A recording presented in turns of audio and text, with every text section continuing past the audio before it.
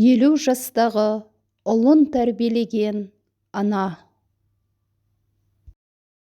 Құрметті оқырман, каналыма тіркеліп, әңгімем ұнаған болса лайк басып, комментарийде өз ойларыңызды бөлісіңіздер. Бұл ауылдың еркек кіндіктілері намазға жығылудың орнына 4-5 жылдан бері араққа жығылып жатыр. Жығылмағанның қалғаны алды 7, соңы 4 жылдар арқалап түрмеде отыр. Бәрінің де қылмыстарының түрі мал ұрлаған, төбелескен, суық қару ұстаған. Анау темір қақпалы Злиханың үйінің бір бүйіріндегі кішкентай дүкен жақсы болды. Күні-түні есігі ашық, арақ сатылатын жер осы. Бастарын қылқитып барады да тұрады сол жерге. Арақтың пайдасынан жағдайын түзеп алған Злиха, өліп бара жатырмын деп босағасында боздағандарға да бір жартыны тегін бермейді. Бұрындары қарыздарын дәптерге жаздырып, азын-аулақ азық-түлікке қосып шөлмектерін алып кете беретін. Жиналған қарызының өтемін қозыдай, лақтай, тіпті кейде қойдай беріп те жүрді. Кейін Злиха мал басы жоқ үйлерге қарыз жазып беруді саптай тиіп тастады. Злиханың дүкенін сыртынан торуылдап жүреді де, ақыры еш нәрсе шықпаған соң тиын-тебен тауып сатып алып кетеді. Таң атпай бас жазуға 1-2 бөтелке жетіп жатыр. Кешке дейін сосын есалаң болып жүргені. Ертең жұмыс қояйық дейтін ауылда жұмыс жоқ. Бүгін де солай, ертең, арғы күні де осы. Үй ішінде малды шығарып, кіргізіп, жайлап деген сияқты ұсақ-түйек шаруалармен жігілейін десе, қорада мал басының көрінбегені қашан. Есік алдындағы қора қопсыда мал болмаған соң, оның да қиюы қашып, аңғал-саңғал қалпы жарбиып қалды. Үкіметтің жұмысы болмаса, қараптан қарап отырып өлесіңдер ме? Ата-бабаңның айналысқан тірліктеріне көшсеңдерші. Есік алдын тұрмалап бақша ек, ең болмаса бір дорба картоп салып, соны күтсеңдерші. Атаңа нәлеттер-ау. Жынды судан өлдіңдер ме? Тегі. Отбасыларыңды ойласаңдаршы бір мезгіл. Бізді кешешілеріміз малмен асырап бақты ғой. Колхоздан ақша алып, қолдарына ұстап санап отырғанын көрмедік. Не базарлап бір нәрсе сатып алып, арқа-жарқа болғанын да байқамаппыз. Малды сойып тамақ ететін, малды сатып қаражат қылатын. Сонымен күнелттік өзімізде. Мына заманның жынды суы сендерді емес, қайта сендер жынды судың несін алып кеттіңдер ғой, деп осы ауылда өмірі қарап отыруды білмейтін темір ұстасы болған Әбдікәрім шал шыңылдатып төсекке балғасын соғып отырып, ақша сұрай барғандарға, не болмаса адам басы жиналған құдайда, той-томалақта, дастархан басында жөн сілтеп, сөздің парқын білетіндерді жақсылыққа итермелейтін еді. Ол да алдыңғы жылы қайтыс болып кетіп, орны ойсырап қалды. Бұдан өзге ақыл айтатын жеке басының қадірі бар ақсақал жоқ. Бір нәрсе дер болса, оның бұрынғысын жақсы білетіндер, ақылыңды басыңа шайнап жақ. Ақылың өзіңе, кеше емес пе сенің де ішіп жүргенің деп, бетіне кінәсін баса салады. Сондай сөз естуден жалтақтайды ма? Әлде жаратылыстағы бар болғандықтарының түрі сол ма? Ара-тұра ішуден қалған үлкендердің өзі, қойшы, ақыл неге керек? Ішкісі келіп тұрғандарға деп қолын бір сілтейді. Мұндайлардың көбі зейнетке шықса да сақал қоюда арсынып, тұқыртып, ектерін қырып, үлкендікке мойын бұра қоймағандар. Басқаларына сөз батпайды. Арақ арбап алғаны сондай, қатын баласынан айырылса да, шөлмек шіркіннен айырылғысы жоқ. Балалар мен жасты кішілерменен қосылып отырып арақ ішуден қысылып көрген емес. Қайта оларды осы ащы суға өздері итермелеп, кел, алып қояйық, бұл дүниеде не көріп жатырсыңдар? Армия сендерді алмайды. Оқу миларыңа қонбайды. Үйленейін десеңдер жұмыссыз сандалып жүрген сендерге қазір қыз да қарамайды да, тимейді де. Өз беттеріңше тірлікке ақшаларың жоқ әкең. Мына өмірге зығырданың қайнайды. Тек еститінің қатынның айқайы ғана. Одан да рахаттанып алып қояйық деп қан соғыстырып отырғаны. Осы тиіп қашпа алып қояқтардың қатарына тұрақты мүше болып қосыла алмай, не болмаса алаңсыз олардан күдерін үзе алмай, сәрі бел ортада жүрген жалғыз еркек бар. Ол Исаман. Өйткені Исаманның басқалардай емес, жегілген шаруасы бар. Қолдағы 2 сиырын бағады. Жаз болса қауын егеді, шөп шабады, қора қопсы жөндейді. Әйтеуір тірліктен арылта қоймайды. Мұны осындай тірлікке жегіп, қолын босатпайтын үйіндегі 80-нен асқан шешесі. Исаман бұрын колхоздың барлық шаруасына араласқан адам. Оның қолынан бәрі келеді. Темірден түйін түйген шебер, тракторда айдайды, малда бақты, құрылысшы да болды, егін де екті. Басшылар қайда жұмсаса сөзге келмей, шаруашылықтардың түрлі жұмыстарында жүрді. Адал ісіне мақтау қағаздарды алып, бір кезде аудандық газетте де суреттері шыққан адам. Шешесі әлі күнге дейін сол суретті бар газетті жұртқа көрсетіп мақтанудан жалыққан емес. Исаманның өмірі аурудан жазылмайтын, ана жеріңнің ауруы жазылса, мына жерім деп отыратын еркелеу әйелі мектепте оқитын 2 кішкентай ұл баласы бар. Исаман ешкімнің көңілін қалдырмайды. Сол көңілшектігінен кейде «Әп, Есеке, енді бізді ұмыттың ба? Бір шөлмектің басында отырып тастап кетесің бе? Мынаны тауысып кетсейші» дегенге көне салады.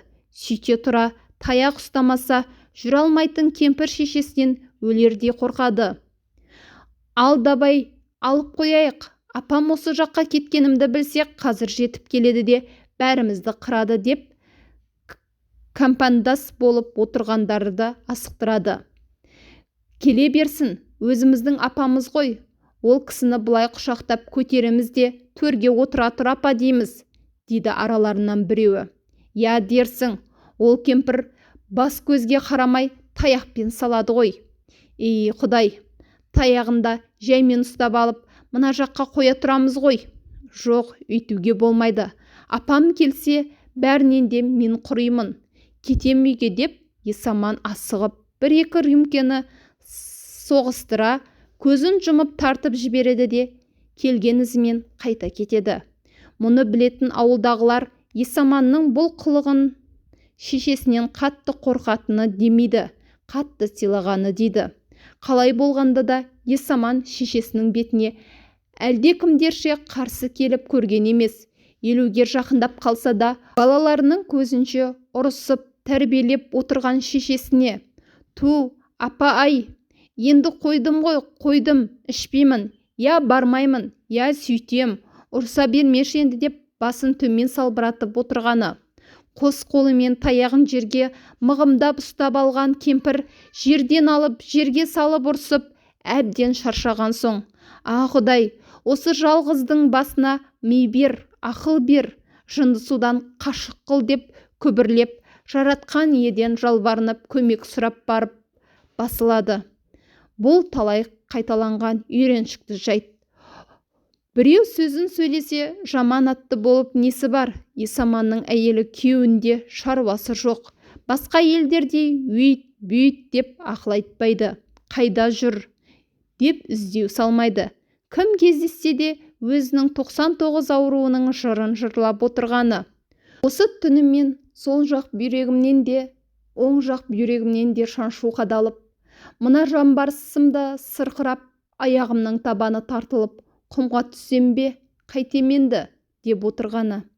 Келінің бұл қылығына енесі де үйренген. «А, бүгін ауырып қалдың ба?» деп жанашырлық білдіре қоймайды. Естімеген қалыпта отыра береді. Өзі 80-ге келсе де бір жері ауырып көрген емес. Келінің күнде таусылмайтын ауруын түсінбеуі де мүмкін. Сорлағанда құлақ шіркіннен сорлап тұр. Естуі нашар. Әйтпесе келін шағымданып отырған оң бүйрек қай жерде, сол бүйрек пен жүрек қай жерде білген емес. Ананың бар арманы осы Есаманның жұрт қатарлы адам болуы. Кемпірдің ойынша ұлында әлі саны толық емес. Толық болса арақ ала ма аузына? Өзі өліп қалса, Есаманның отбасы бір далада қалатындай. Сондықтан көз тірісінде жалғыз ұлын шегелеп отырып түсіндіруден жалықпай, бәле жала жапсатын жерден сақтандырып отыру керек. Ал кемпір тыныш болу үшін Есаман тура көз алдында шаруасын істеп қана жүруі тиіс. Бүгін таң атысымен есік алдындағы кесілген қисық бөренеге жар биіп отырған кемпір самаурынға отын жарып жатқан немерелерінен: «Әлгі ит қайда жүр, а? Қай жаққа жым-жылас жоғалып кетті? Өмірзақтың топашымен өзі бір жерде ішіп отырған жоқ па? Күн сәске болды ғой. Анау қауындыққа неғып кетпей жатырсыңдар? Түс болып, күн шыжығанда не жұмыс болады?» деп сұрады. «Ол ит былай қарай кетті, әже», дейді кішкене немересі әкесін айтып тұрғанын біліп, кеткен жақты қолмен нұсқай. «Бар жүгір, шақырып кел. Әжем келе жатыр де, соямын сол жерде отырғандарды түгел». «Білдім, одан ол Нартайдың үйінде десейші». «О, оңбағарлар. Әкесі марқұм Нартайдай әнші болсын деп атын Нартай қойып еді. Атасының басы деуді білгені былай тұрсын, салынып ішіп пиянчик атанды. Көгермегір шешесінің соры, пәдемі қатынынан бір айырылды осы арамарақтың кесірінен. Енді өзімен қосып жұрттың бәрін пиянчик етпекші ғой. Осындай жексұрындарды Құдайды ала қойса ғой, көзге күйік қылмай. Біздің көкем ішпейді ғой», деп екінші немересі әкесін ақтағандай болды. «Ішпесе ол үй жақта неғып жүр? Адам бар ғой. Бір иіс сезсем, әкеңді өлтірем. Мына таяқ сынып біткенше ұрам». Немересі әжесінің сырын біледі. Бұл кемпір ұрам десе ұрады. Көкесін бұлардың көзінше талай сабаған. Сонда Есаман бір ауыз артық еш нәрсе демейді-ау. Былтыр қайдан ішкені белгісіз қысыр қалған сиырын балаларға киім әперім деп базарға алып барып сатып, сол күні аздап ұрттап келген. Малдың ақшасын кемпірге санап беріп отырғанда шешесі Есаманға: «Кірау, ішкенсің бе?» дейді ғой. «Я апа, кішкентай ғой. Бір шай кесе ғана іштім. Пиба ғой, пибаның иісі». Есаман өтірік те айта алмайды. Сол-ақ екен, кемпір қолындағы жейдеден жасалған таяқпен ұлының басына перді келіп. Есаманның маңдайынан қып-қызыл қан су ете қалды. Самаурының шетінде отырған келіннің жан даусы шықты: «Ойбай апау, қойсай енді, қойсай, өледі ғой».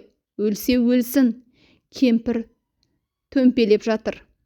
«Әй сорлы, түрегелде, кетсе сол орныңа, басыңды тоспай». Әйел шырылдап Есаманның аяқ жағынан келіп, аяғынан тартты.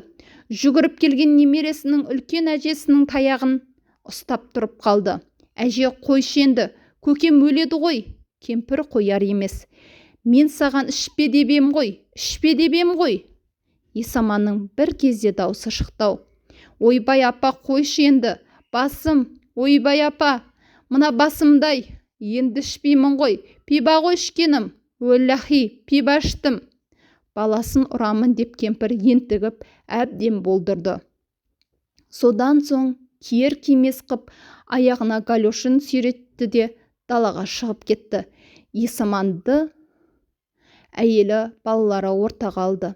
Қаны сорғалаған шекесіне йодпен сүртті ме, жоқ зеленка жақты ма, аққан қанмен қосып жағалын шығарған әйелі: «Сорлау, тура таяғыңның астына жатып, басыңды тосып тұрғаның не? Ең болмаса басыңды бұрып әкетпейсің бе? Былай немесе түргеліп кетсең де болатын еді ғой», десе үлкен ұлы: «Я, көке, әжемнің таяғын тартып алмайсың ба?» деді. Далада отырған шешесі тағы да Құдайға жалбарынып: «А Құдай, жалғыздың баға жалбарынып, а Құдай, Жалғыздың басын жарып тастадым ба, не істедім? Кешіре гөр. Жалғызды бала-шағасымен аман қыла гөр. Ақылынан айыра көрме. Жынды судан аулақ ете гөр, деп әдеттегідей күбіріне басты. Арақ ішу асқынып бара жатқан ауылдың түрін көріп кемпір Құдайға не деп жалбарынарын білмейді. Басқаларға бәрі бір сияқты. Құдай-ау, бұл жалғыздың бара-бара күні не болар екен? Қашан құра берем, айта берем, тіпті ойлап берсем, менің есаманымды да кінәлі емес сияқты. Анталап бәрі іш дейді де тұрады. Көңілшек сорлы ешкімнің бетін қайтармайды. Ол маскүнем болып кетсе, ертең қатын баласына кім қарайды? Үйге кім ие болады? Мына бір жынды су шығарып, оны сатып, ел-елге таратып отырған адамдардың басына неге ес жоқ? Құдайдан олар неге қорықпайды? Имансыздар-ай, деп ойлады да кенеттен есіне арақ сататын Зылиха түсе қалды. Пәле осы қатында. Ауылдағы бар еркекті бұзып болды. Неге арақ сатады ей? Ақшаға құныққан неме, Құдайдан қорықпайтын, обал сауапты білмейтін. Барайын да айтайын. Дүкенін жапсын, не болмаса арақ сатпайтын болсын. Бағана әкесін шақырып келуге жұмсаған немересінің де баласы Исаманның да төбесі әлі көрінбейді. Кемпір бүкірейген күйі, қолындағы жиде таяғына сүйенген күйінде Зылиханың үйін бетке алды.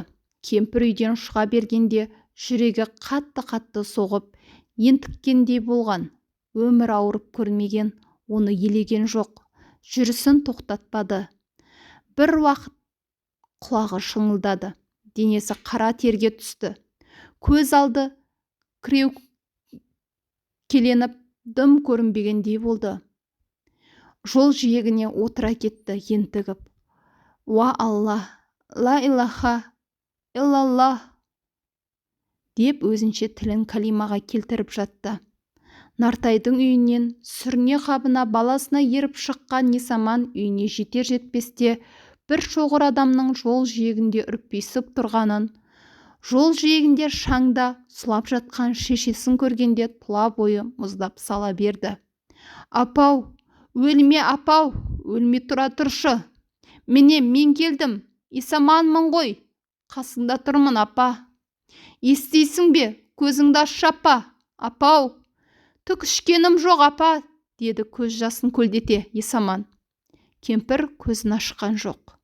Апа, әппақ шүберектей өңі ағарып, ерні кезеріп кетіпті. Көптің аты көп.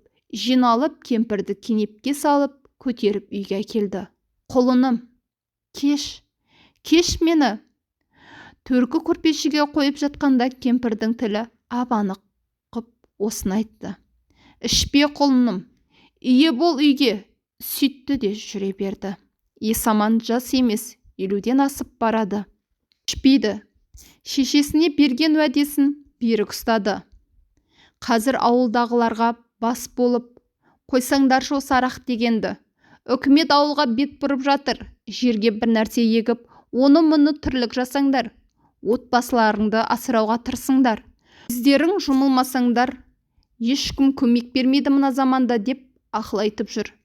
Екі ұлымен кесе құйып, жаңа үй тұрғызды. Есік алдындағы сарайын кеңейтті. Малының да басы баршылық. Ұлының үлкені қалада политехникалық техникумда 2-ші курста оқып жатыр.